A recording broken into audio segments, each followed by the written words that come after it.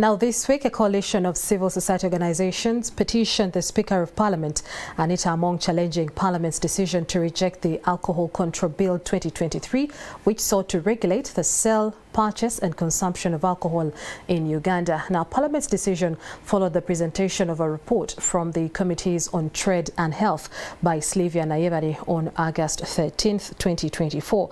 So on Talk of the Nation tonight, we look at what is in the petition and why it is worth revisiting. And joining us in this conversation is Professor Nazarius Mbona Tumwesigye from Makerere University School of Public Health. Good evening to you, Professor. Good evening, Mildred. Thank you for joining us. Yeah, thank you.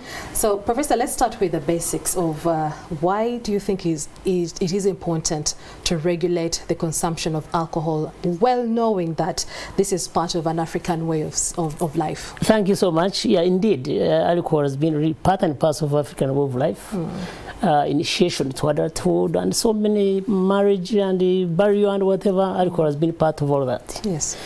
Yeah, but times have changed, and these traditional checks and balances on alcohol consumption have all really completely, they are now obsolete. They're not working, because when I was growing up, as a kid, as a young person, actually couldn't just join the elders onto a drink.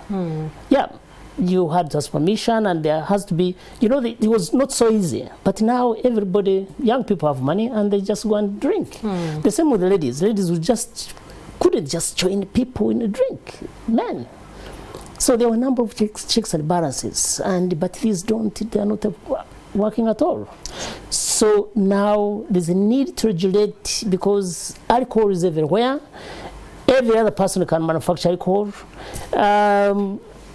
Just we have to move with the times. Developed countries now have all these controls in place. Okay, so who is the most impacted by the status quo that you think should be protected from you know, the Thank you so much. We have the young people, the children, adults. I mean, adults, yes, but no. We start with the under 18. These are vulnerable. Their minds and body are not really well enough to really contain the alcohol. Alcohol has a lot of chemicals, and you don't just drink it anyhow. Because are they the ones who have been consuming? Are you saying those that are under 18 are the ones who have been consuming alcohol? No, they're part of those who have been consuming, because alcohol in Uganda is just accessible. Really? We don't have a serious control for the under 18, and this is really one of the things we're trying to fight. Okay. And then you also have people who are actually visibly drunk, and then they just go anywhere, they give them alcohol. That's not good. You see, a drunk person is actually vulnerable also in his own way, because you are making his situation worse, and he may not drive, he may not even walk outside your gates. You see? And then we have people who really, for some medical reasons, they're not supposed to take even alcohol. You see? Any slightest dose can actually get them worse. So why shouldn't we have regulations? Okay, so maybe just to take you back a little bit, this alcohol control bill, what are some of the regulations that you were putting forward? Thank you so much. No alcohol for those under 18 years. Actually, we even proposed to make it 21 years. You make sure that you don't sell alcohol. If it is a bar, you close. Make sure you're not going beyond 10 p.m. You see, and then on weekends we can allow you maybe to open like from midday, but then on other working days, can you open like at 5 p.m. You see, and you make sure that you don't advertise anyhow. You don't come up with an advert and then put it up. You get warrage, and then you get this young girl who may be even in secondary school, and you want her to hold that warrage and then advertise that, you know, you'd be doing well if you are taking this kind of alcohol. That really, you know, these young people, the way they look like, it appeals to these under 18 youngish people. You see? The people from the adverts. Yeah, that's the thing. Me, when I see an advert, I don't think I'd be attracted so much. But think of somebody who is like in senior 3. Seeing that advert, the foreign is going to take that warrage because he wants to look cute like the other one. But Professor, you know, there are people who earn a living from, you know, selling alcohol.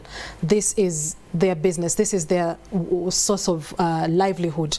What happens to them if these regulations that you are suggesting, including not even advertising, is going to affect? It's going to have an impact on, you know, on their livelihood. That's a very good question. Let's look. Countries around us have even started these regulations. Kenya. In Kenya, I can assure you, don't just open a bar anyhow. You don't just say it to anybody. Countries like Rwanda has been with these regulations for some time. Most developed countries, you know, they have these regulations. So it's not that you're going to lose business completely. No. I think you are better off doing business, which is really ethically, you are doing it ethically right, you see? Because you, at the end of the day, even your own children actually are going to be affected. So do it right. Don't sell to the under 18. There are so many adults who may want to take some of your alcohol, and they take it in an orderly way, but not just anyhow. You know, you wake up in the morning, someone is on alcohol, up to evening. You see, money runs out, and then he goes to get beans at home, and then he brings them to sell. You see, we are trying to avoid these excesses. Okay. Yeah. Well, you talked about somebody being in the bar or going to the bar, you know, the entire day. But somebody is going to choose to drink from their home from morning up to evening. How are those regulations going to work in somebody's home? Okay. Now, definitely, that can also be through sensitization. It's quite difficult to get to your home and do the checks. No, that's quite difficult. Just like the way it is in developed countries, you see. But there is really, with these, if we can implement these, we can get over control. We can minimize the excesses we are seeing every day. Yeah. Okay, so obviously the coalition of the civil society organization petitioned the Speaker. What are their key arguments in support of this bill? Because the bill did not seem convincing to the August House. Good. And I'm part of that coalition. But I want to tell you that we petitioned because we felt we didn't get enough hearing. Towards the end, it was sort of hushed.